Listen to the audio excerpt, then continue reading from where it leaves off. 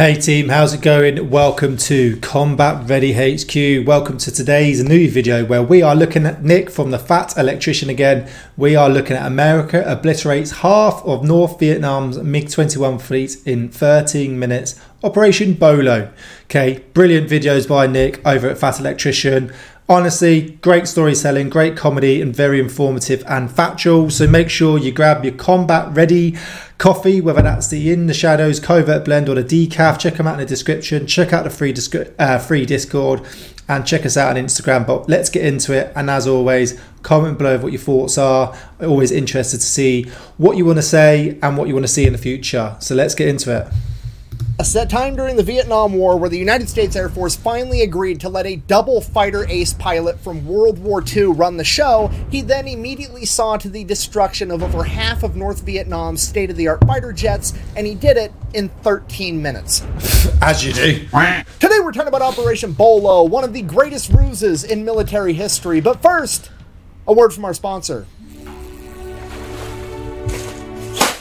When I told you to get a hobby, this isn't what I meant. You said I could pick up fishing. Not like this. Why? To get out of my hair. I don't know why she's mad. This is way better than real fishing. Fishing Clash lets you catch way more fish than you ever could in real life from locations all across the world from the comfort of your own home. Not only that, the game's completely customizable, allowing you to unlock and upgrade all of your equipment and even building your own fishing village. They also have daily and weekly events allowing you to compete against other people. You can also join a clan and play with your friends. They also just partnered with Major League Fishing to sponsor the Angler of the Year Awards. So if you guys want to give it a try, there's a QR code right there as well as a link and a gift code down below. When you use my gift code FATFISH, you're going to get $20 worth of free equipment and power-ups as well as a one-of-a-kind avatar. Now I'm gonna get back to fishing. He's never gonna get out of this house. We're never gonna have a minute by ourselves unless he leaves that room. I know how to get him out of this house. Even his sponsors are good, the way he had them in. Peace and quiet. Everybody else is freezing their ass off in their ice fishing huts, and I'm catching more fish than them inside my own house. Oh, Nicholas. Yes? What's your discount code for that little game? FATFISH. Why? Because I've decided to join you. I gotta go mow the lawn. What? But it's winter out. Let's see. Make sure you go and check out and use code FATFISH. Ooh. Cast. Release. Alright, so Operation Bolo takes place within another mission known as Operation Rolling Thunder, and Operation Rolling Thunder spans from March of 1965 until November of 1968. It is essentially the air war over North Vietnam, so super brief, oversimplified version of what's going on. The American forces are in South Vietnam and they are fighting the VC, or the Viet Cong, which is a guerrilla fighting force. And that guerrilla fighting force is receiving supplies from the North Vietnamese via the Ho Chi Minh Trail, so America needs to try to shut down those supply lines. Logic being, if the enemy doesn't have supplies to fight, the enemy can't fight. Real base level War 101 Sun Tzu type stuff, right? Okay, well, America pretty much has two options. They can A, invade North Vietnam with ground forces, or they can B, just attempt to bomb the holy fuck out of them. And America's going with option B, and that is what Operation Rolling Thunder is. Standard. It's a humongous 3-year-long air bombing campaign where America is going to try to blow up so much North Vietnamese infrastructure that they can't continue to support the Viet Cong. Which, honestly, it's a really good plan. What's the problem? The enemy's got nice things? Oh, well, take the nice things away. Send the planes in, bomb the roads, bomb the railroad tracks, and make it so they can't give the enemy a bunch of supplies. It's good. It should work. And then the politicians got involved, and let's face it, if anybody could mess up something so simple, it's going to be a politician because, well, honestly, they could probably fuck up boiling water. So how on earth did they mess it up? Well, they gave the American military a bunch of rules of engagement, which is a fancy way of saying they gave the American military a bunch of rules that only they have to follow and the enemy doesn't, essentially tying the US military's hands behind its back and then sending them into battle anyways. And one of these rules of engagement, or one of these protocols that they had to abide by, was that every plane that went into North Vietnam to bomb them had to travel through a particular air corridor, and that is the only route they were allowed to take into North Vietnam. Meaning that pretty much immediately the North Vietnamese picked up on the pattern that every single plane that flies into their country follows a particular path, and they then proceeded to take all of their surface-to-air missiles, all of their radars, all of their anti-aircraft capabilities in the entire country and put them in this one particular spot. And then the US government decided to keep making their guys fly right through it anyways the entire time. Now at this point you're probably thinking, oh my god, the politicians might actually secretly be geniuses, because what they've done is they have inadvertently gotten the North Vietnamese to gather all of their anti-aircraft resources into one location, and now we can just bomb those, take them out, and they'll have nothing left, and it'll just be green light, go everywhere. So now the US military is pretty ridiculous though. Politicians only flying this. Like, we all know that enemy pick up your patterns. You know, if you're working out of a harbour area, a checkpoint, patrol base, fob, or wherever it is nowadays that we decide to make sort of your home base, you're never going to make patterns, okay? You're never going to go out and patrol. You're never going to go the same route every day, every time, okay? It's a bit stupid sending every plane down the same route, but we all know what politicians are like. It's like, yo, politicians, can I blow that shit up now because it's right there just waiting for me? To which the politicians are like, absolutely not. In fact, we're going to make it a rule that you're not allowed to bomb or attack any anti-aircraft sites, any surface-to-air missile arrays, any anti-aircraft anything. You have to leave it completely unscathed. And our logic behind that is that at those sites, there could potentially be a Chinese or a Soviet advisor that's helping out the North Vietnamese. And if we hurt one of them, it would upset the Soviets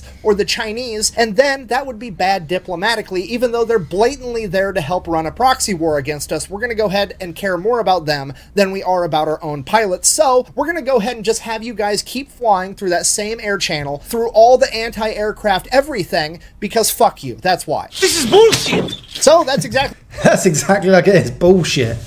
Like, some of the rules engagement, sometimes they input are ridiculous. What happens every single time they fly a mission, every Air Force, Navy, and Marine Corps plane has to fly through the same air corridor through a gauntlet of anti-aircraft capability on their way to deliver their payload. And then if that wasn't bad enough, the North Vietnamese got their hands on somewhere between 12 and 16 MiG-21s. And if you don't know, at this point in time, the MiG-21 is the new cutting-edge Soviet fighter jet. It is incredibly fast, it has a very high flight ceiling, and it is very nimble. And using these MiG-21s, they very quickly develop a strategy that amounts to basically guerrilla warfare in the sky, utilizing a hit-and-run tactic. So their strategy is that they are going to go specifically after the F-105 Thunder Chief, aka the Thud. It is the #1 plane that America is using in Operation Rolling Thunder in all of their bombing runs, and when it is weighed down with a bunch of bombs, it is basically a sitting duck for a MiG-21. Nice. So what ends up happening is every time a bunch of Thuds get sent out on a bombing run, they have to fly through that corridor of anti-aircraft capabilities, and the arrays and everything else tells the enemy that it's a bunch of F-105s going on a bombing run, so they scramble the MiG-21s, they go up there, they intercept these F-105s, at which point one of two things can happen. The F-105s can continue on their bombing run and most likely get shot down by the MiG-21s, or they can drop their payload just over the jungle randomly in the middle of nowhere, not on target, and then make an escape and live. And bear in mind, the North Vietnamese only have a couple of these fighter jets, and they're fighting a war of attrition against a much larger industrial force like America, so they are more than happy to send a plane up there, burn a little bit of fuel, get the Americans to drop tens or hundreds or millions of dollars worth of bombs on the middle of nothing, waste all their money, waste all their time, and then take their planes and land. They don't need to go out there and waste all their missiles and risk their planes. They're just going to get the Americans to waste all of their bombs on nothing. And I know what you're thinking. That seems like a pretty easy problem. What if we just bombed the MiGs while they were on the ground? Or what if we bombed the airfields that they were coming from? That way they couldn't even take off. Well, luckily we have politicians to step in and tell us once again, you're not allowed to bomb those either because there could potentially be an advisor from China or the USSR there, so leave those alone too. You're only allowed to take out enemy planes when they're in the air. To which the US military is like, okay, I guess we'll do literally the only thing we can do. We'll just send up our fighter jet, the F-4 Phantom II, and try to go toe-to-toe with the MiGs. Okay, so the stage is set. We have one of the sexiest airplanes of all time, the American F-4 Phantom II, going toe-to-toe with the Soviet MiG-21. Okay, here's what I need you to understand about this matchup. This is pretty much the golden era of military planes, okay, in my opinion. It's right before stealth technology came out and planes started to get a little bit slower because they could be sneaky. Now, no. Planes built during this period were just straight up, let's be fast as fuck and carry a ton of firepower. It's the hot rod era of military planes. And both of these planes are built on that doctrine. The F-4 Phantom tops out at like 1,400 miles an hour. The MiG-21 tops out at like 1,300 miles an hour. The F-4 Phantom is like twice the size of the MiG-21. It's got a way bigger fuel tank. It's got way more range. It can carry a lot more payload.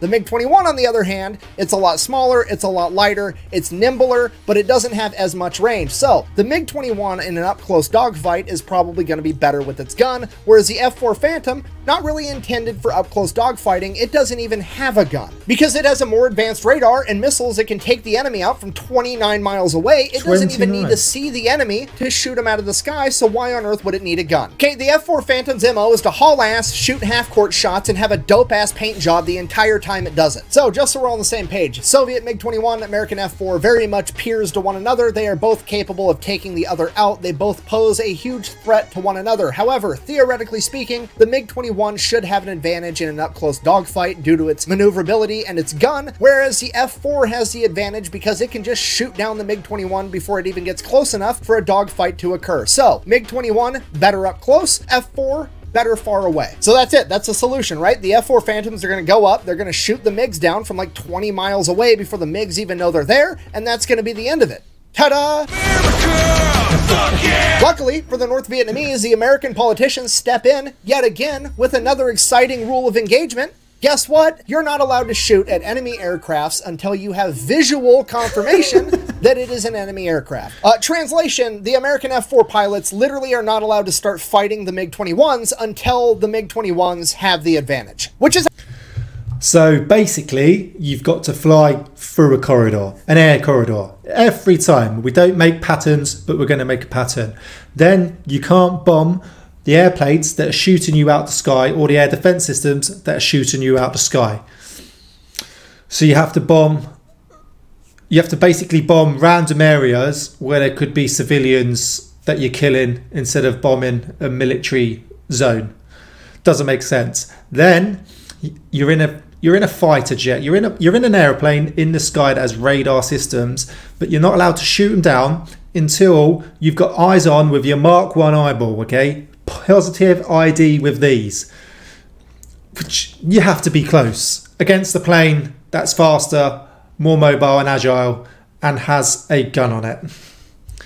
Typical politicians. It's absolutely insane to think about. Like, literally the equivalent of walking up to an infantryman and being like, hey, here's a sniper rifle. Also, you're not allowed to shoot people with it. You're only allowed to use the bayonet. And there's no bayonet because we didn't design it with a bayonet lug because it's only designed to shoot people from really far away. Get bent. And just in case that wasn't bad enough, what makes this even worse is the fact that most of the F4 pilots are only trained on the American F4, which wasn't really designed for up-close dogfighting with a gun because it doesn't have a gun. So most of them don't really know how to conduct an up-close dogfight because they've never been trained to do it, because that's not what their plane is supposed to fucking do. So there's really no good answer, and this goes on for a little while where basically the F-105s go up, the MiG-21s go up, intercept, the F-105s are then forced to drop all their bombs in the middle of nowhere and take off just so they can survive. The MiG-21s then go and land, and that just repeats itself ad nauseum. But then in September of 1966, something happened that would change everything, because the 8th Fighter Wing out of Udong Thai Royal Air Force Base would get a new commander, and that commander was none other than the legendary fighter pilot, Colonel Robin Olds. And I mean,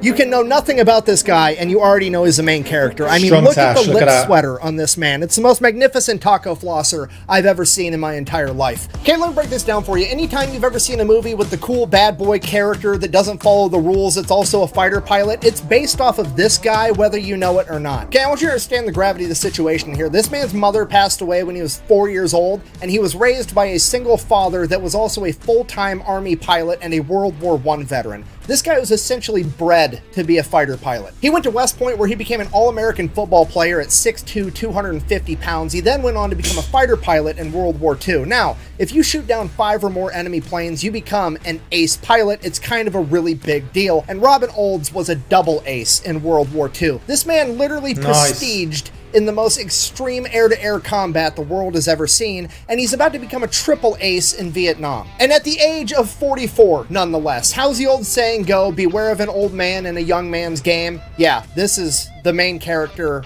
for sure. And like most great main characters, Robin Olds has a lot of very high-ranking people that don't really like him that much, mostly because he's not afraid to ruffle a couple of feathers to get his point across. And most recently, the argument that he's been having with the establishment is the fact that the F-4 Phantom, the main fighter jet for the United States military, should probably have a gun on it. He also has an issue with how these new pilots are being trained, because they're not really being trained how to actually dogfight. They're just being trained how to haul ass, intercept a plane, and shoot a missile at it, as opposed to actually getting into a close quarters fight. And the chain of command is basically telling telling Robin Olds, like, hey, look, you're old. They don't do it like that anymore. You were fighting in World War II in P-51 Mustangs and P-38 Lightnings. This is not what's going on anymore. These kids are flying F-4 Phantoms that can fly at 1,400 miles an hour and shoot missiles and take out targets from 30 miles away. We don't need to teach them up-close dogfighting anymore because they're never actually going to use it because the technology eliminates the need for that. But you know what technology doesn't fix? Politicians being fucking stupid. So now everybody has to fight like it's World War II in a dogfight because they're not allowed to use the technology the way they're supposed to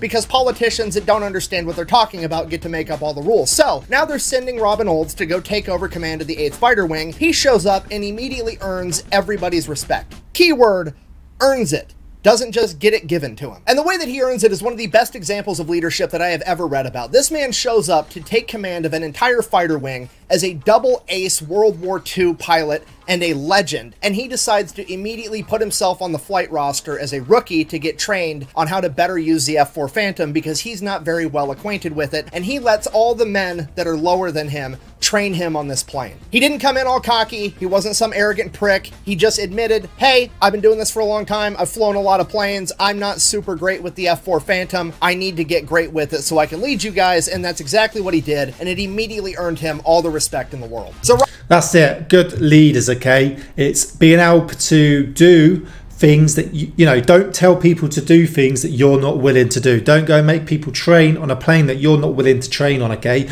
Put yourself, if you're going to join the army and the military and you become an officer, be willing to do the stuff at the lowest rank as well. Yes, you need to lead, but you need to be willing to do the top stuff and the lowest of the low, okay? Don't just come in all cocky, like you said, an arrogant prick. I'm a leader. You're not. You're not leading men. You're just commanding and telling people what to do. Robin takes some time to get acquainted with the F-4 Phantom, and within a couple of weeks, he's already flying the plane better than most of the trainers. So now that Robin Olds is caught up on the F-4 Phantom to where all of his guys are, he is now going to teach these young whippersnappers how to dogfight like it's World War II. And this is like the cool moment from all the movies where old schools teach a new school how to get shit done anyways, okay? This is Rocky teaching Adonis Creed how to box. This is Doc teaching Lightning McQueen that sometimes you got to turn right to go left.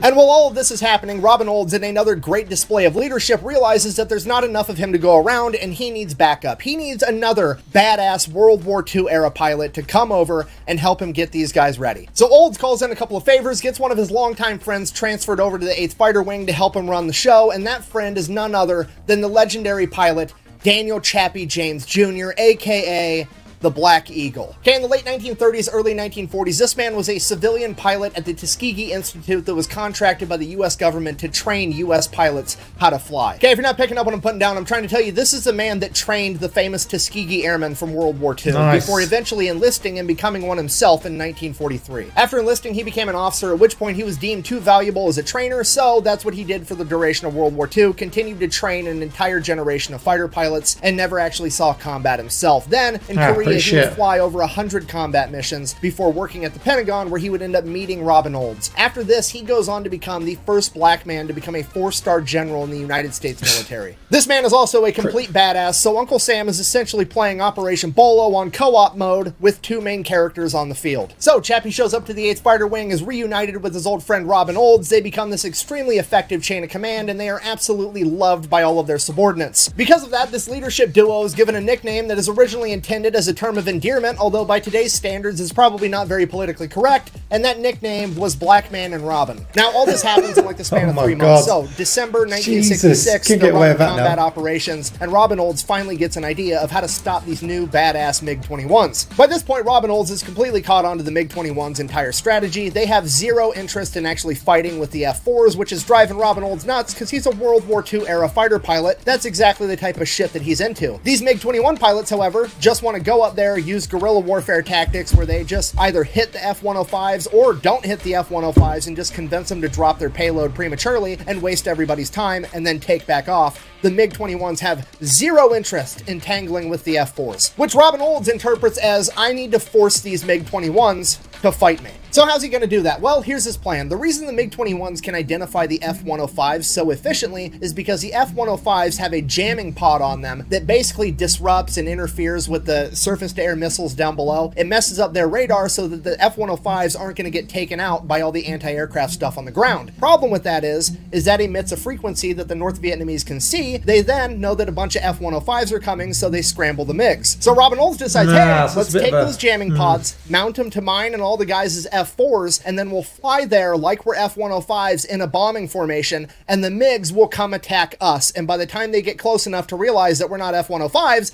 ideally, it's going to be too late. Yeah, the legendary World War II double fighter aces just went to the chain of command and requested permission to execute the old Wile E. Coyote in a sheep costume to catch the Roadrunner strategy. Now, probably going to work, but there are a bunch of problems with this idea. Biggest problem right out of the gate is this doesn't solve the issue with rules of engagement, because remember, you're not allowed to fire on the enemy until you have visual confirmation that it is your enemy, and by then the MiG-21s have an edge in air-to-air combat. Okay, not a big deal though, because Robin has a two-step plan for that as well. Okay, step number one, he knows that they only have 12 to 16 MiG-21s, so he's just gonna roll in with 28 F-4s, okay, just completely overwhelm them even if they do have an edge in air-to-air combat. Okay, step number two, which is quite frankly the big ask, he wants the entire US military to shut down all air operations over Southeast Asia while he conducts this operation. He wants the Army, the Air Force, the Navy, the Marine Corps, none of them to have any birds in the sky whatsoever. And his reason for that is so that he can bypass the rules of engagement. You see, the only reason the politicians are enforcing that rule of engagement where you have to have visual confirmation before you fire on an enemy plane is because there's a ton of planes in the air over Southeast Asia at all times, and Vietnam is already super controversial over in America, and the last thing the politicians want to have to deal with is headlines that an American plane shot down another American plane,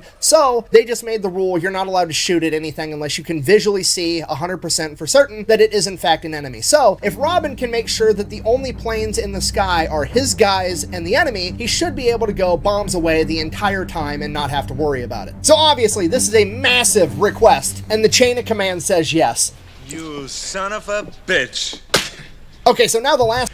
Pretty surprised they said yes at that, but so far what have we got? An absolute genius to be outcome of this. Obviously the US Air Force have a lot more aircraft, a lot more planes, so obviously going in heavier than the enemy is obviously just a standard. Okay, you're going to go in, I think they're trying to go in at what, just under 2 to 1.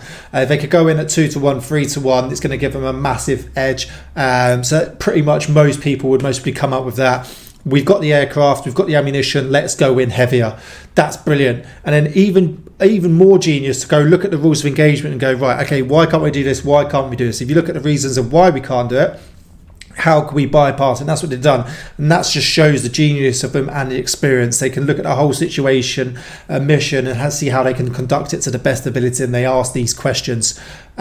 So to be able to shut down the whole of sort of air craft within the southeast of Asia is a massive ask. Really big, because you've got, depending on what's going on, transportation, resupplies, all sorts. Obviously there's a massive issue that you need to take out the enemy targets, then they need to say yes, and it's good to say yes, but it's obviously a massive ask because you don't know what else is going on, especially like during Vietnam. There could be a lot going on.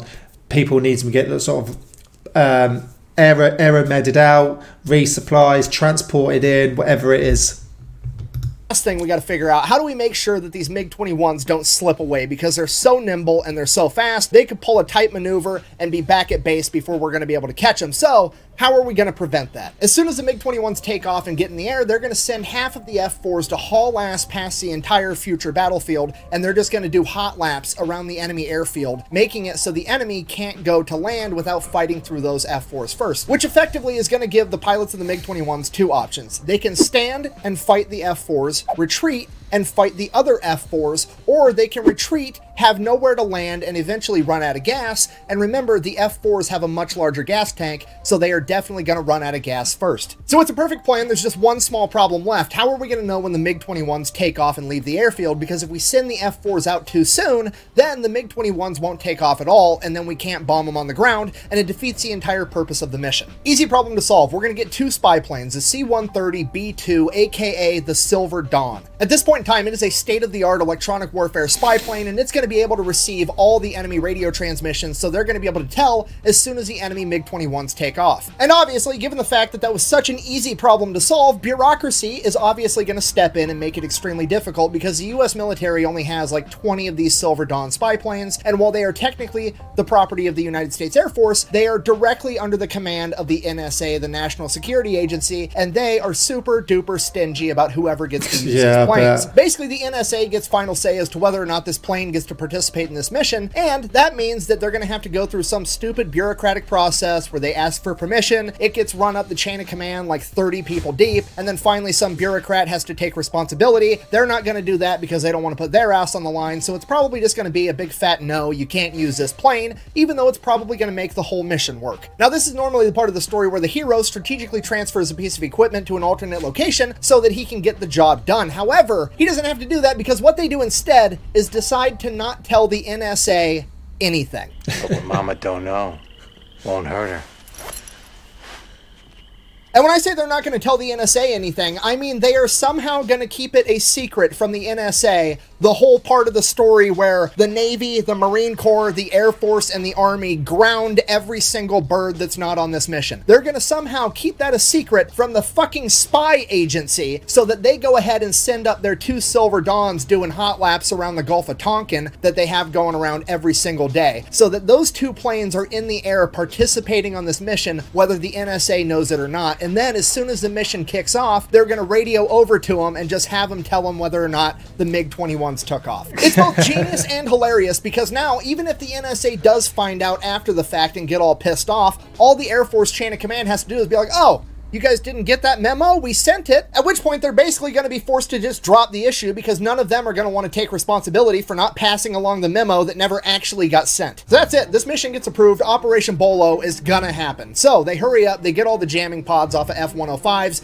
They mount them on the F-4s. And while that's going on, they schedule it with the entire U.S. military, all 4 branches, that nobody is to have planes in the air on January 2nd, 1967, except for the NSA, of course. Somebody forgot to tell them. So January 2nd rolls around. The Silver Dawn spy planes are already in the air. The F-4s are on the airstrip with the jamming pods mounted and they're ready to go. And it's fucking cloudy and overcast out, which is not good for this entire mission. But also, fuck it. There's nothing they can do. They have to run this mission right now. They shut down the skies over all of Southeast Asia to get this shit done. It has to happen right now or it's never gonna happen. But I mean, hey, it should all work out. I mean, even inside of the art of war, Sun Tzu once said, and I quote, "You can plan a pretty picnic, but you can't predict the weather." Wait a minute. So true.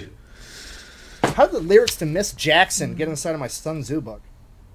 I guess I was Andre 3000. I apologize. A trillion times. Anyways, point stands. The mission goes. So the F-4s get put up in the air, and there's 7 flights of F-4s. Each flight is 4 F-4s for a total of 28, and they are all named after cars. Flight 1 is named Olds, being led by Robin Olds. Flight 2 is Ford, led by Chappie, and Flight 3 is Rambler, being led by Captain John Stone. And everything they do follows exactly what the F-105s would normally do. They're taking the same route at the same elevation, using the same radio frequencies. They're even using bomber call signs in case somehow their radio transmissions get intercepted, and they're emitting the same jamming frequencies as well, using those pods. So sure enough, the MiGs show up, and wouldn't you know it, the first guy to see one is none other than Robin Olds. He immediately splits his flight into 2 groups of 2, and Olds and his wingman take off after this MiG. Olds fires 2 radar-guided missiles, and they both end up losing their lock, and he misses entirely. He then closes the distance more so he can fire a heat-seeking missile, and it's a dud. And then the MiG that he's chasing goes into the clouds, and he loses them entirely, and as soon as he loses sight of that MiG, another MiG is screaming past him, going the opposite direction, so close that Olds can't just make a normal turn. Without batting an eye, Olds immediately hits a vector roll, which is a technique right out of the World War II dogfighting handbook. It's essentially you nose up and you do a backflip corkscrew maneuver and end up behind your enemy. And as he's mid-vector roll, upside down, pulling G's, he gets a radio transmission from Captain Johnson of Rambler Group saying, "Hey, I just got into the battlefield. Where are you? I heard that you're engaging an enemy." Olds finishes the vector roll, gets behind this MiG, radios back to Stone,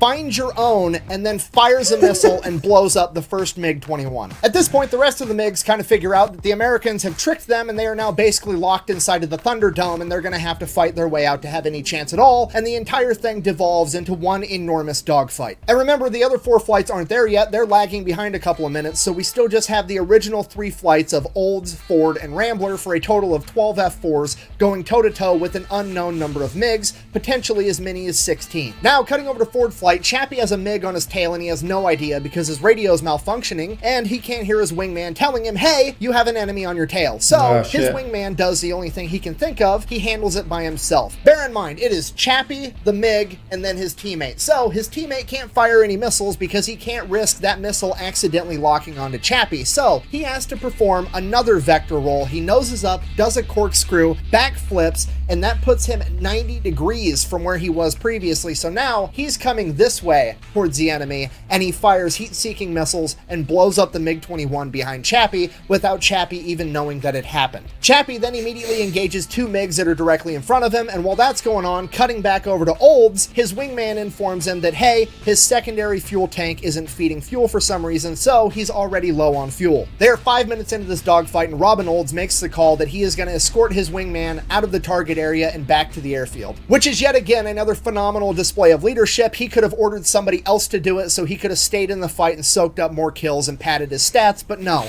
he did it himself. For the next 8 minutes, the remaining 10 F4s engage every MiG-21 they can find until they have either been blown up or have disappeared and are hiding in the clouds. So at this point, the F4s call it a day. They head back to base. The other 4 flights of F4s didn't even make it to the target zone in time, so only 12 of the 28 F4s in the air actually engage the enemy. As the F4s start showing up and they start landing, the ground crews are there waiting with anticipation to find out how it went. I mean, this is one of the coolest missions ever done, probably the coolest thing a lot of these guys are ever going to be involved with, so they're super pumped to hear how it went. As the F4 canopies open up, the pilots start holding up fingers of 1s and 2s, telling everybody how many MiGs they shot down, and the entire place turns into an enormous party. They're celebrating. All these guys are just absolutely pumped that they shot down a bunch of MiG-21s. So they debrief, trying to figure out everything that happened in this 13 minutes of absolute chaos, and first and foremost, the best news, not a single American pilot got shot down. Then they figure out that they for sure shot down 7 MiG-21s with an additional 2 probable for a total of as many as 9, and bear in mind that the North Vietnamese only had somewhere between 12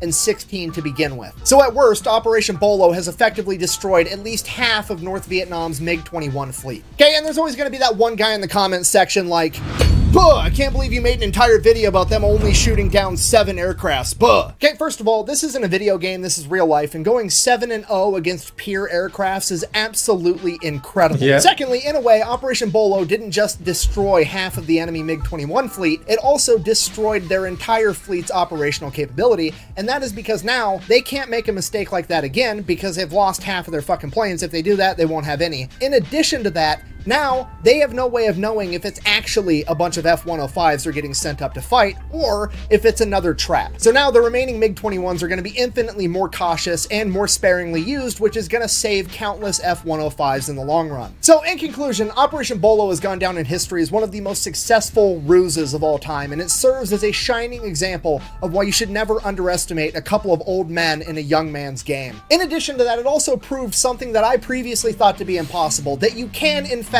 overcome the stupidity of politicians. The bad news is that you have to be a superhero level badass like Robin Olds or Daniel Chappie James Jr. Thank you for watching. Best way to support the channel is go buy some merch over thefatelectrician.com. Quack bang out. Go and check out his merch.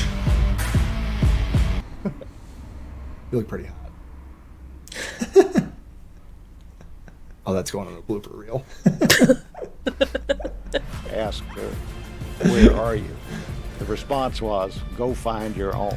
Those two are funny. Absolute genius. So starting off, obviously, you've got the major issues of politicians just being politicians, putting you under stressful situations and scenarios, as always. Making rules of engagement. Sometimes you think, why the hell do we have these rules of engagement? We're at war. They don't want you committing any war crimes. But not being able to shoot down air defense systems, not being able to shoot down planes when they're on the ground, just sending bombs into random fields because you need to get out of there, and then just flying the same corridor every single time is just stupid. What a pattern they've repeated, and it's something you could so easily pick up. And the North Vietnamese could have come up with such a good plan to actually sort of take out those 105s a lot easier. But they knew when they were coming, so they could just scramble the jets every time and save their own. So straight away, stupid. Yes, the politicians have their reasons. They don't want to take out any American planes because there's so many aircraft in the area, so they want you to basically PID with your Mark 1 eyeball, which makes it a lot more difficult when you're in an aircraft with no gun and just basically a payload of missiles and heat-seeking missiles. But absolute two geniuses with an unreal level of leadership and knowledge and experience, and sometimes that's what it takes. You know, he had the humbleness and the integrity to say, look, I can't really fly this plane, so can you teach me? And then once he was up to scratch and standard, he then taught them what he knew, and then they were able to come up with a mission and an op. And that is a sign of a real good pilot, to be able to come up with a mission like that, to say, look, this is what we need to do, this is how we're going to do it. And I love the fact they didn't tell the NSA anything. Sometimes you've got to sort of break the rules, okay, not laws, just break the rules, go behind it to get what needs to be done. As long as it's nothing too outrageous and no one's going to die, then sometimes you've just got to do it, because you don't want that no answer. I think that's an absolute brilliant story of just some of the capabilities, like the British, the Americans, some other nations, some of like the pilots, soldiers that we have seen over our time are absolute geniuses, and they were just meant, it's bad to say it for war, but they were just meant for battle and war, because they were just bred for it. They've got the brain for it, the knowledge for it, and it's like great hearing these sorts of stories. I think it was absolutely brilliant, and once again Nick just tells it absolutely funny, like hilariously. So check out his merch, check out his sponsorship, go and give him, you know, a like, subscribe, check out the original video if you haven't already seen it. But I thought that story was brilliant, and it just showed true leadership, true experience and true knowledge, and what sometimes people are actually capable of, and what you can actually do when you're not really outnumbered, but you're in a pretty sticky situation, and how you can sort of overcome that. So brilliant story. I hope you enjoyed it, and I'll see you soon.